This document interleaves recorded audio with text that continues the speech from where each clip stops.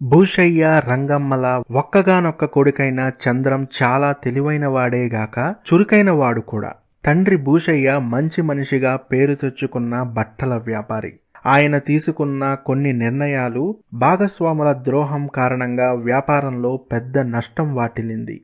ఆ విచారంతో మంచం పట్టిన భూషయ్య కోలుకోలేక 2 ఏళ్ల క్రితం మరణించాడు. మిగిలి ఉన్న కొద్దిపాటి ఆస్తిని ఆయన చేసిన అప్పులు తీర్చడానికి అమ్మవలసి వచ్చింది. దాంతో మరో మార్గం కనిపించక రంగమ్మ అప్పటి నుంచి బతుకుదెరువు కోసం ధనికుల ఇళ్లల్లో పాచి పనులు చేయవలసి వచ్చింది. కొడుకు చంద్రాన్ని బాగా చదివించి ప్రయోజకుణ్ణి చేయాలన్నదే ఆమె లక్ష్యం. అయితే 13వ ఏట అడుగుపెట్టిన చంద్రానికి తన తల్లి ఇతరుల ఇళ్లల్లో పని చేయడం చిన్నతనంగానూ తీరని అవమానంగానూ తోచింది. ఈ విషయంగా అతడు తల్లితో తరచూ తగువులాడుతూ ఆమెకు మనశ్శాంతి లేకుండా చేసేవాడు. తనకు తండ్రి లేకపోవడం, గౌరవంగా బతకడానికి తగినంత డబ్బు లేకపోవడం పెద్ద లోటుగా భావించి బాధపడేవాడు. అప్పటికప్పుడు ధనవంతుడైపోవడానికి మార్గమేదైనా ఉందా అని ఎప్పుడూ ఆలోచిస్తూ ఉండేవాడు. ఇలా ఉండగా ఇనుము, ఇత్తడి వంటి లోహాలను బంగారంగా మార్చవచ్చునని, దానిని పరుసవేది అంటారని, ఆ విద్య బైరాగులకు, యోగులకు తెలుసునని ఎవరో అనుకుంటూ ఉండగా విన్నాడు. ఆ క్షణం నుంచి ఎలాగైనా ఆ పరుసవేది విద్యను నేర్చుకొని తాను అప్పటికప్పుడే ధనవంతుడైపోవాలనే కోరిక చంద్రం పసి మనసులో గాఢంగా నాటుకుంది. అప్పటి నుంచి ఊరికి ఎవరైనా సాధు సన్యాసులు వస్తే బడి మానేసి వాళ్ల వెంట తిరిగేవాడు. కానీ వాళ్ళెవరూ పరుసవేది తెలిసిన వాళ్ళు కారు. కొంతమంది సాధువులు తాము అన్నీ చదించిన వాళ్లమని, తమకు బంగారంతో పని ఏముందని ఎదురు ప్రశ్న వేసేవారు చంద్రాన్ని. మరికొంతమంది అటువంటి విద్యలు లేవని, అయినా చిన్నపిల్లలు వాటి గురించి ఆలోచించకూడదని మందలించేవారు. ఎవరెన్ని చెప్పినా చంద్రంలో మార్పు రాలేదు.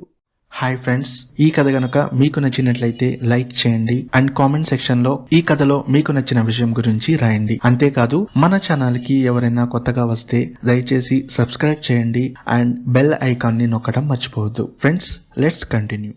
రంగమ్మకు కొడుకు విషయం అంతుపట్టకుండా పోయింది. ఒకనాడు రాత్రి భోజనానికి కూర్చున్న చంద్రానికి కంచంలో అన్నం పెడుతూ, ఈరోజు బడికి రాలేదని పంతులు గారు చెప్పారు, ఎక్కడికి వెళ్ళావేంటి అని అడిగింది రంగమ్మ. చంద్రం సమాధానం చెప్పకపోయేసరికి రంగమ్మ మళ్లీ ఒకసారి అదే ప్రశ్న అడిగింది. దాంతో కోపగించుకున్న చంద్రం చివాలున లేచి చేయి కడుక్కుని ఇంటి నుంచి వెలుపలికి నడిచాడు. ఏం చెప్పడానికి తోచక రంగమ్మ లోలోపల దిగులుతో కుమిలిపోసాగింది. చంద్రం కొంతసేపు అటూ ఇటూ తిరిగి గ్రామదేవత ఆలయం అరుగు మీద పడుకొని కొంతసేపటికి అలాగే నిద్రపోయాడు. అర్ధరాత్రి సమయంలో ఏవో మాటలు వినిపించడంతో చంద్రం మేలుకొని పక్కకు తిరిగి చూశాడు. ఒక బైరాగి పద్మాసనం వేసుకొని కూర్చొని ఏవో మంత్రాలు పైకి వినిపించేలా ఉచ్చరిస్తున్నాడు. చంద్రం లేచి మెల్లగా వెళ్లి ఆయన పక్కన కూర్చున్నాడు. కళ్ళు తెరిచిన బైరాగి, నువ్వు చంద్రానివి కదూ అంటూ పలకరించి వాణ్ణి గురించి అన్ని విషయాలు చెప్పాడు. చంద్రానికి ఆశ్చర్యం వేసింది. వాడు అందరు సాధువులను అడిగినట్టే బైరాగిని కూడా, మీకు పరుసవేది తెలుసా అని అడిగాడు.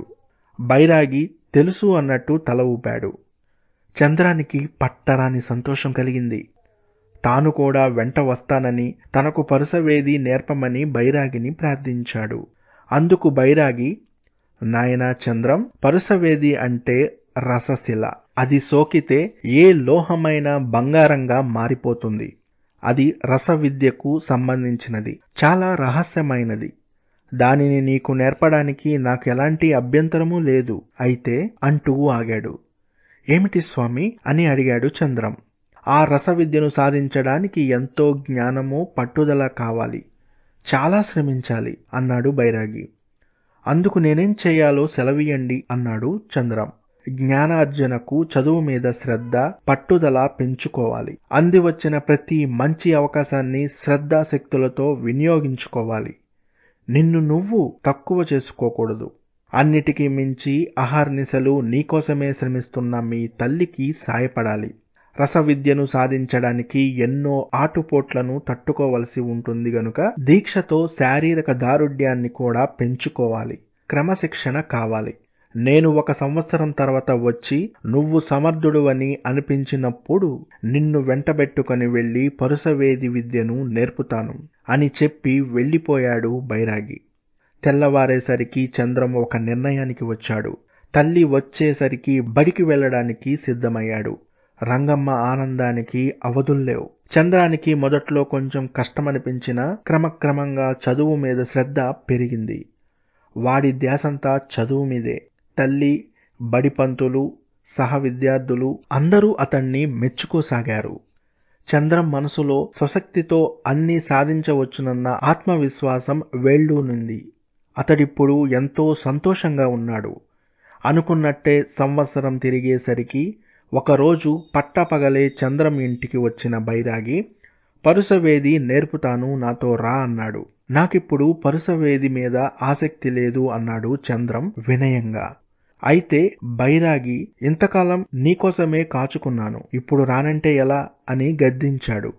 క్షమించండి, నేను రాలేను అన్నాడు చంద్రం దృఢమైన కంఠస్వరంతో. బైరాగి మందహాసం చేసి, నాయనా చంద్రం, నీలో విద్యార్జన పట్ల శ్రద్ధాశక్తులు పెరిగాయి, ఆత్మవిశ్వాసం ఏర్పడింది, కనుకనే పరుసవేదిని వద్దంటున్నావు. నీలో ఇలాంటి మంచి మార్పు రావాలనే నేను ఆశించాను.